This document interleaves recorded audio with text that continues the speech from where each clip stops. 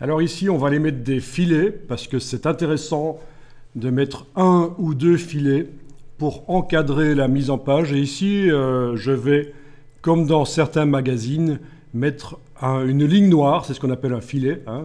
On ne va pas partir à la pêche. Hein. Quand on parle de filet, c'est juste une ligne. Avec éventuellement le nom du magazine, enfin le nom de la publication ou quelque chose, voilà, pour donner... C'est un peu décoratif, entre guillemets, et ça encadre un peu la mise en page, ça peut être bien. Et donc, on va le faire dans le gabarit si on veut que ça aille sur toutes les pages.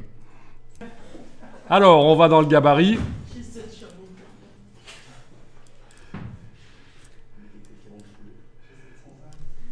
Alors, on va mettre un bloc texte sur le dessus, dans le gabarit. Voilà.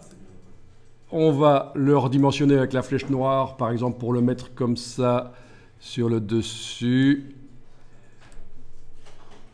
Vous l'avez? Il est là. C'est donc dans le gabarit et j'ai tracé le bloc avec l'outil texte. Comme ça, c'est directement un bloc texte. Et avec la flèche noire, je l'ai repositionné. Et on va déterminer la hauteur ensemble bientôt. Vous voyez là, la poignée du dessus. Pour la hauteur. Dans la barre contrôle ici, je vais indiquer que quand je modifie la dimension du bloc avec les cartouches ici, c'est la partie du bas qui ne bougera pas. Et je vais indiquer ici,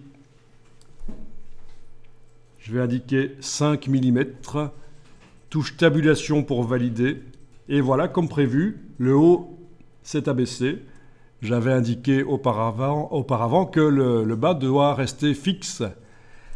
Donc on aurait pu le faire manuellement, bien sûr, mais c'est l'occasion de parler de ceci qui est bien pratique et on se demande toujours c'est quoi cette chose.